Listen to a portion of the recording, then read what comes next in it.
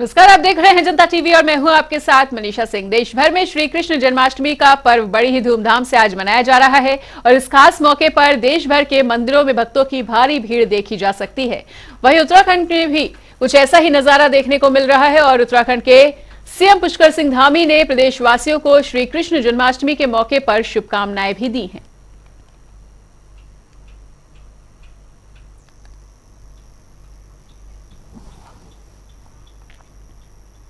उधर देहरादून में भी जन्माष्टमी के मौके पर भव्य कार्यक्रमों का आयोजन होता हुआ नजर आ रहा है और हर तरफ भगवान श्री कृष्ण जन्मोत्सव की धूम देखने को मिल रही है। बताना चाहेंगे कि सीएम धामी ने एक कार्यक्रम का शुभारंभ भी किया और सीएम संग राज्यपाल भी इस दौरान मौजूद रहे। कलाकारों ने कार्यक्रम में शानदार प्रस्तुतियां दी, जिसका सभी लोग आनंद उठाते हुए नजर आए।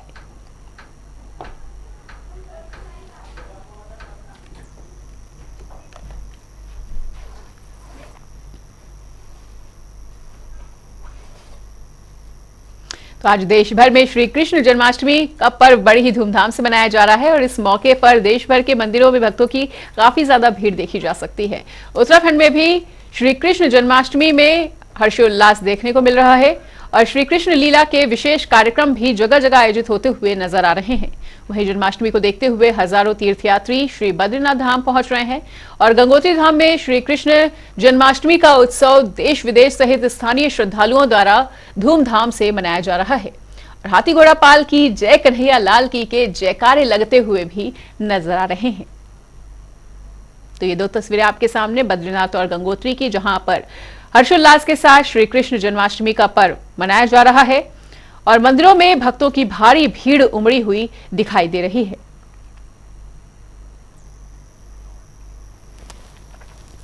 तो गंगोत्री धाम विदेश से पहुंचे हुए हैं श्रद्धालु और देवभूमि में श्री कृष्ण जन्मोत्सव हर्षोल्लास के साथ आज मनाया जा रहा है। सीएम धामी ने भी प्रदेशवासियों को श्री कृष्ण जन्माष्टमी की शुभकामनाएं भेंट की हैं और बद्रीनाथ धाम को कितना सुंदर तरीके से सजाया गया है वो भी आप तस्वीरों में देख सकते हैं, जहां पर श्रद्धालु झूमते नाचते हुए नजर आ रहे हैं, श्री कृष्ण भक्ति में लीन नजर आ रहे हैं। वहीं कुछ ऐसा ही नजारा देखने को मिल रहा है गंगोत्री में, जहां पर श्री कृष्ण जन्माष्टमी के मौके पर भक्तों में भारी उत्साह देखने को मिल रहा है। भक्तों की भारी भीड़ उमड़ पड़ी है मंदिरों में और चारों तरफ श्री कृष्ण जन्माष्टमी को लेकर रौनक देखने को मिल रही है।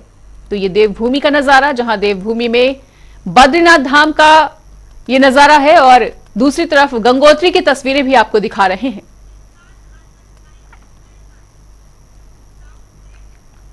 और हमारे साथ हमारे सहयोगी यशराज आनंद जुड़ चुके हैं। तो यशराज, लगातार जो जन्माष्टमी की तस्वीरें सामने आ रही हैं वो वाकई में काफी ज्यादा मन को खुश कर देने वाली हैं और भव्यता और दिव्यता यहाँ की देखते ही बन रही है। तो देवभूमि की ताजा तस्वीरों के बारे में आपका क्या कुछ कहना, किस तरह की खास रौनक?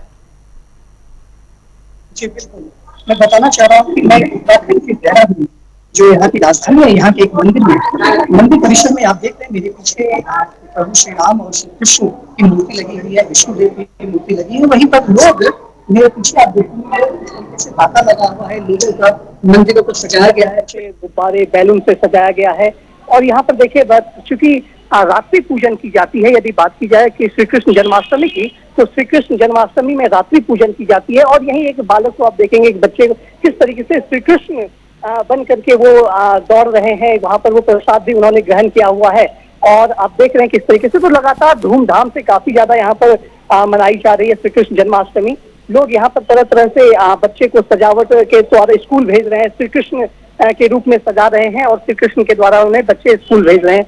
वही बच्चे भी आनंदित हैं और पूरे तरीके से मैं आपको और भी बताना चाह रहा हूँ, अपने कैमरा पर्सन से कह रहा हूँ कि वो दिखाएं कि झूलन किस तरीके से झूलन यहाँ पर किया जा रहा है और लोग झूलन की पूजा करते जा रहे हैं। देख सकते हैं आप मेरे कि लोग झूलन की पूजा करते जा रहे हैं और लोग यहाँ पर झूले पर श्री कृष्ण की मूर्ति विराजमान है और यहीं पर लोग पालने को हिला करके इसे झुला रहे हैं। देखिए किस तरीके से यहाँ पर झूलन किया जाता है।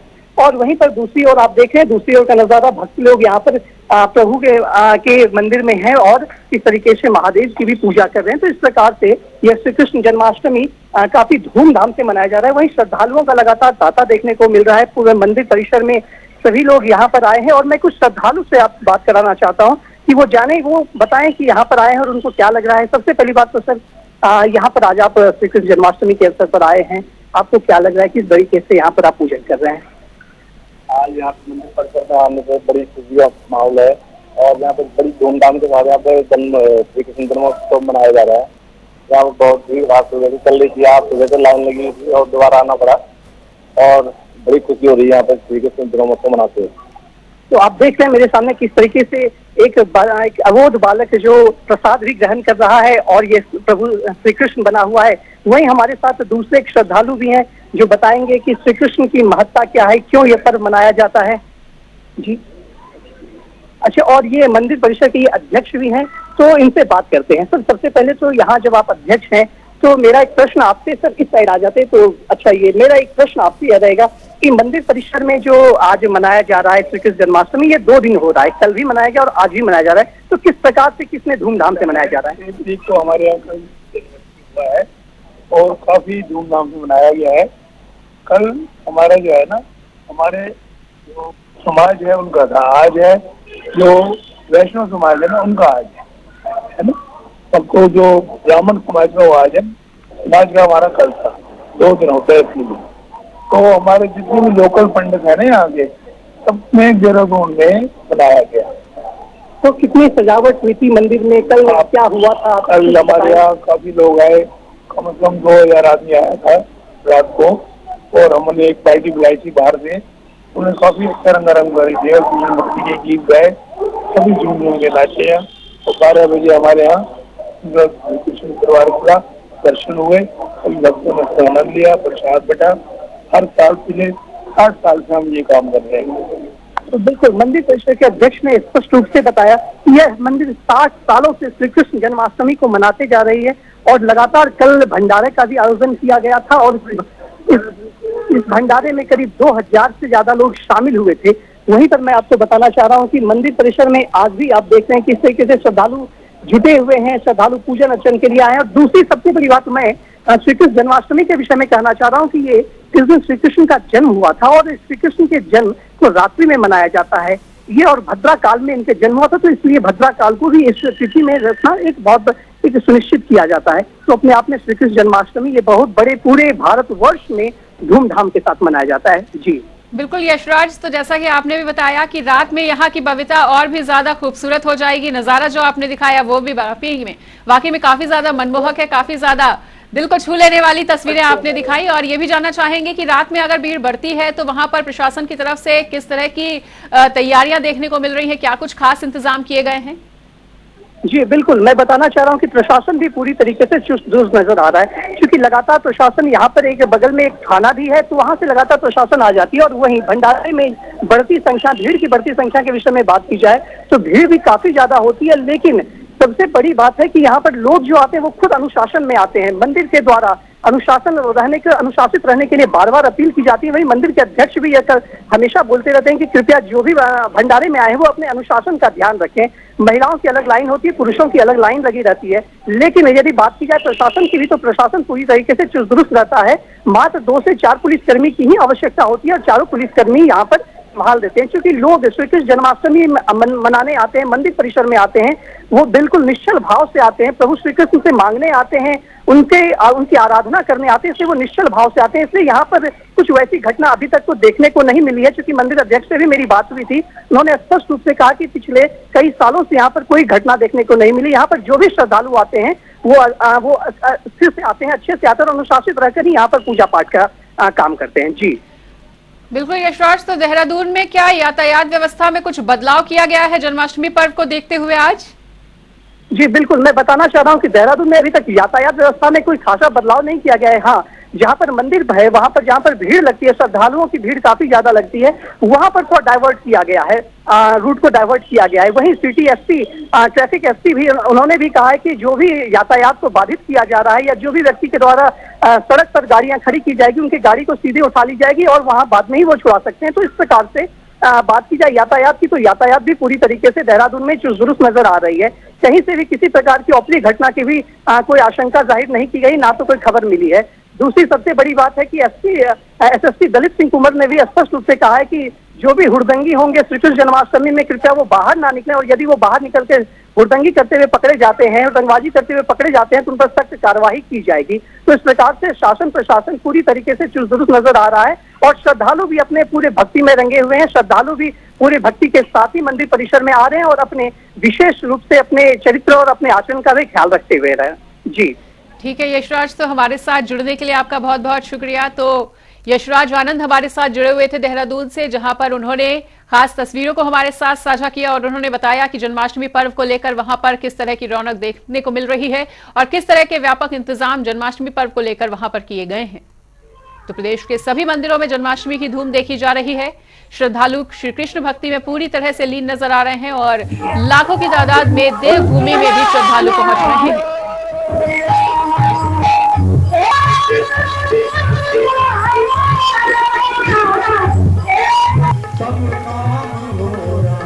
तो आप तस्वीरों में देख रहे हैं कि किस तरह की रौनक, किस तरह की भव्यता और दिव्यता देवभूमि में श्री कृष्ण जन्माष्टमी पर्व को लेकर देखने को मिल रही है। भक्त काफी ज्यादा उत्साहित हैं और अपने कान्हा की भक्ति में लीन हैं।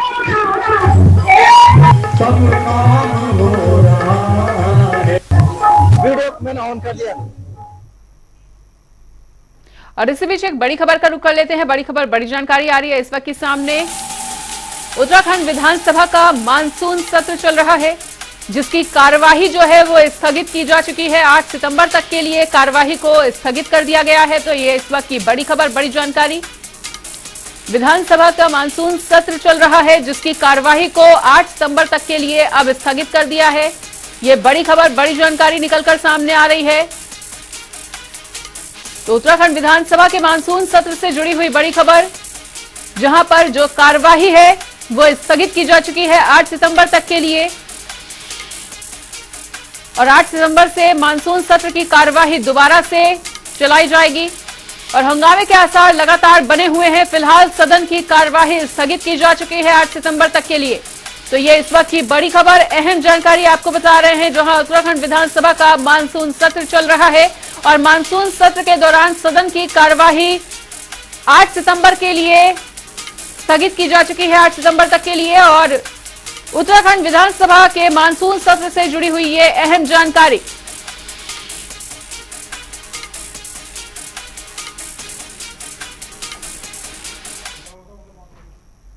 वहीं विधानसभा के मानसून सत्र की कार्यवाही के दूसरे दिन कई मुद्दों को लेकर सदन में चर्चा हुई थी, जिस पर जानकारी देते हुए विधानसभा अध्यक्ष रितु कंडूरी ने बताया कि प्रश्नकाल काफी अच्छे तरीके से चला और इस दौरान तमाम विपक्षी विधायकों को बोलने का मौका दिया गया। साथ ही उन्होंने आगे क्या कुछ कहा वो भी सुनिए। बहुत अच्छे आज डिस्कशंस हुए हैं और विपक्ष को जैसा मौका मिलता ही है, उन्होंने बहुत सारे मुद्दे उठाए और सरकार के माध्यम से भी बहुत अच्छी तरीके से जवाब दिए गए। तो आज काफ़ी प्रोडक्टिव डिस्कशंस हुए। डिस्कशन तो नहीं कहूँगी, एक तरफ से बोला गया और हमारी जो मंत्री गण थे उन्होंने उसका जवाब दिया। तो जो मुद्दे थे, जो विधायक जो हमारे माननीय सदस्य हैं, जो अपने उत्तराखंड प्रदेश के लिए, कुछ अपने क्षेत्र के लिए जो मुद्दे उठाना चाहते थे, वो मुद्दे उठाए और सरकार ने उसका जवाब दिया। ऐसा तो नहीं था जो 58 में, अगर आप नियम 58 में कह रहे हैं, तो मुझे लगा कि ठीक ठाक जवाब दिया गया और मुझे तो लगा कि ठीक ठाक का जवाब मंत्रियों द्वारा आया। सवाल जवाब जो क्वेश्चन आया था, हो सकता है उसमें थोड़ा बहुत दिक्कतें आई होंगी, लेकिन उसमें भी जितना प्रयास कर सकते थे हमारे मंत्री जी ने जवाब दिया। कृषि मंत्री गणेश जोशी ने कृषि निवेशों के वितरण को लेकर जरूरी आदेश दिए हैं और उन्होंने वितरण में लापरवाही बरतने पर कोटद्वार के कृषि और भूमि संरक्षण अधिकारी अरविंद भट्ट को सस्पेंड करने के आदेश दे दिए हैं। मंत्री गणेश जोशी ने कहा कि सरकारी कामों में किसी भी तरह की लापरवाही को बर्दाश्त नहीं किया जाएगा और बताना चाहेंगे कि सोशल मीडिया पर एक वीडियो वायरल हुआ था, जिसमें यह दिखाया गया कि काश्तकारों को बांटी जाने वाली दवा सड़कों पर लावारिस तरीके से पड़ी हुई है, जबकि काश्तकारों को दवा का वितरण ही नहीं हुआ। अरविंद भट्ट, कृषि एवं भूमि संरक्षण अधिकारी, कोटद्वार।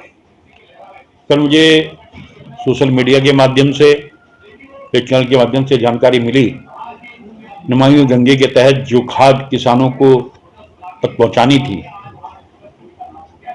जिसकी जिम्मेदारी इनकी थी, इनके द्वारा मात्र रोक पदार्थ से छोड़ दिया गया। जब उच्च अधिकारियों द्वारा इनसे स्पष्टीकरण मांगा गया, उन्होंने इसका कोई जवाब नहीं दिया।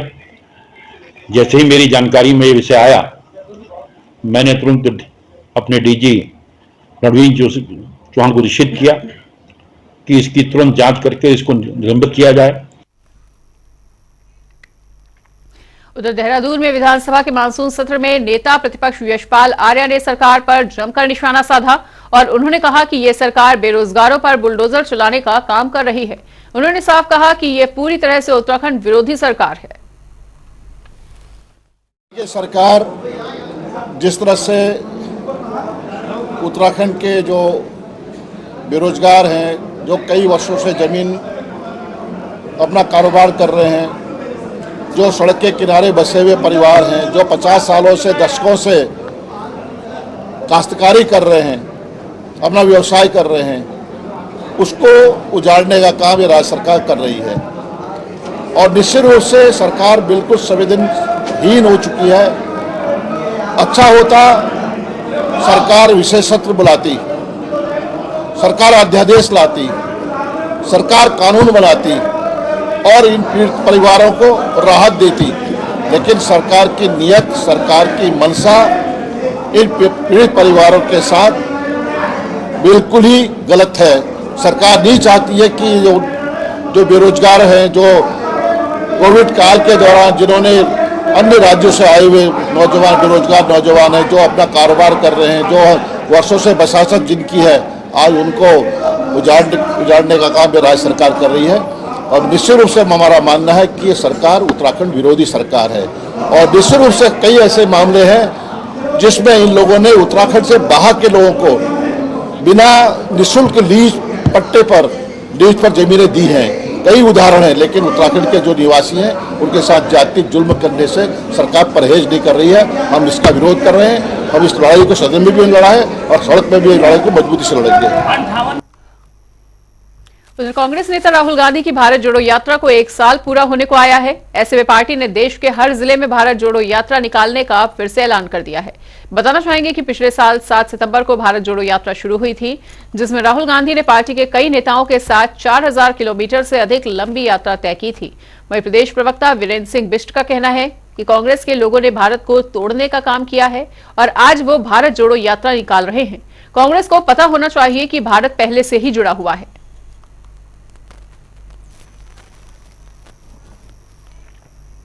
और इसी बीच एक बड़ी खबर का रुख कर लेते हैं। बड़ी खबर, बड़ी जानकारी आ रही है निकलकर सामने। इस वक्त की अहम जानकारी आपको बता दें, सीएम पुष्कर सिंह धामी के आज के कार्यक्रम से जुड़ी हुई बड़ी खबर आपको बताने जा रहे हैं, जहां यमुना घाट जमुना कृष्णधाम का शिलान्यास सीएम पुष्कर सिंह धामी ने किया और हरिपुर विकास नगर में कार्यक्रम का आयोजन हुआ था। सीएम धामी उसमें बतौर मुख्य अतिथि शामिल हुए थे।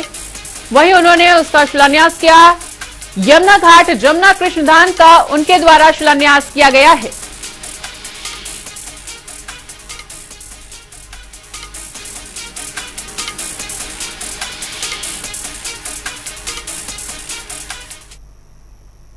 और सीधा आपको लेकर चलते हैं देहरादून और सुनवाते हैं कि सीएम पुष्कर सिंह धामी क्या कुछ कह रहे हैं।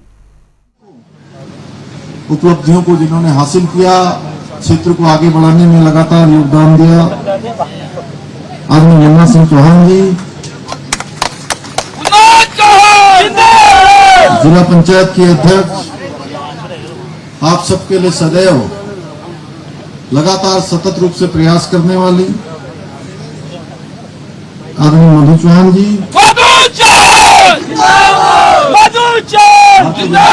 जिलाध्यक्ष भाई मीता सिंह चौहान जी, मीता सिंह जी, हमारे इस जनपद के प्रभारी और हमारे बहुत वरिष्ठ नेता।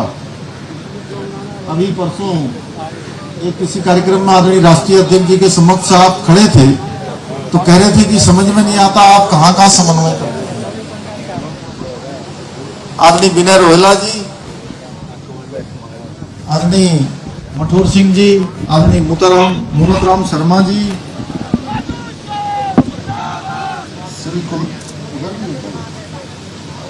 मंच पर विराजमान हमारी बहन नीलू देवी जी, हमारे पूर्व मंत्री बहुत वरिष्ठ नेता नारायण सिंह राणा जी, प्रदेश प्रवक्ता भाई नवीन ठाकुर जी, विनोद कश्यप जी, अमित डबराल जी, संजय गुप्ता जी, दिनेश तोमर जी, भीम सिंह चौहान जी, रितेश असवाल जी, अमर सिंह चौहान जी, श्री प्रताप सिंह रावत जी, श्री नरेश चौहान जी जिला मंत्री, मातल चौहान जी एवं मंच पर विराजमान सभी हमारे नेतागण, सभी पदाधिकारीगण और बहुत बड़ी संख्या में यहाँ पर पधारे मेरे सभी बड़े बुजुर्ग, सभी उपस्थित माताएं, बहनें, सभी मेरे नौजवान साथियों, हमारे पार्टी के प्रदेश प्रवक्ता श्री विनोद सुयाल जी, श्री कमला जी एवं सभी सम्मानित मंचासीन हमारे पदाधिकारीगण, पत्रकार मित्रों, छायाकार बंधु, मेरे नौजवान साथियों, उपस्थित मेरी मातृशक्ति, मैं सबसे पहले तो आप सबको बहुत आज प्रणाम करता हूं कि एक लंबे समय से जिसकी प्रतीक्षा थी वो काम आज यहाँ पर प्रारंभ हो गया। उसके लिए हमारे एमडीडीए के बीसी श्री बंशीधर तिवारी जी, नमामि गंगे प्रोजेक्ट को देखने वाले, जिन्होंने शुरुआत में इस क्षेत्र की महिमा के बारे में बहुत विस्तार से कम शब्दों में अपनी बात रखी, श्री रणधीर सिंह चौहान जी एवं सभी आए हुए हमारे अधिकारीगण और अनेकों ऐसे लोग जिन्होंने कहीं न कहीं ये चर्चा एक कमेटी के माध्यम से भी आगे बढ़ाने का काम किया, हमारे भारत सिंह जी और उनकी पूरी टीम। तो उन सभी का मैं धन्यवाद करना चाहता हूं कि उन्होंने एक शानदार काम, एक पौराणिक रूप से, सांस्कृतिक रूप से, सनातन रूप से, सभी प्रकार से जिसकी महत्ता के बारे में हमारे सभी मंच पर बोलने वाले लोगों ने अलग अलग तरीके से उसके बारे में अपनी बात रखी है। मेरा सौभाग्य है कि आज मुझे हरिपुर जमुना घाट, जिन सपनों को लंबे अरसे से सबके मन में था कि यहां पर बनना चाहिए, उसका आज शिलान्यास हो गया। आज विधिवत रूप से वो कार्य प्रारंभ हो गया है। अभी पिछली बार में जब नई दिल्ली में संसद भवन जो नई बनी है, उस संसद भवन को मैं देख रहा था तो उसके अंदर एक अखंड भारत के नक्शे में कहीं ना कहीं ये व्यास जी का शहर, यमुना जी का शहर, ये हरिपुर शहर, यह भी प्रमुखता से उस भारत के नक्शे में दिखाई दे रहा था। मेरे मन में एक प्रश्न उठा कि कालसी यहां क्यों है। और जब मैं देहरादून लौटा तो मैंने हिमालयन गजेटियर मंगवाया, उसमें कालसी अध्याय को पढ़ा। इसलिए आपने देखा होगा मैंने चक्रवर्ती सम्राट अशोक की भी जय घोष आपके सामने करी। और जब देखा तो चक्रवर्ती सम्राट का जो शिलालेख है, कालसी अध्याय को पढ़ने पर उसमें देखा इसका जिक्र चीनी यात्री हेमसांग ने भी किया है। उसी पाठ को पढ़ते पढ़ते और एक हमारे कुछ साथियों ने एक छोटी सी फिल्म भी बनाई है, शायद पता नहीं आप लोगों के पास नहीं पहुंची होगी। उस कालखंड में जैसा जब ये हरिपुर धाम बहुत जो इसका विराट स्वरूप था, किस प्रकार से काल पल्लव हुआ, किस प्रकार से उस समय आपदा की भेंट चढ़ा था, उसमें बहुत विस्तार से उसमें दिखाया गया है। फिलहाल इस बुलेटिन में इतना ही। खबरों का सिलसिला लगातार जारी है, देखते रहिए जनता टीवी।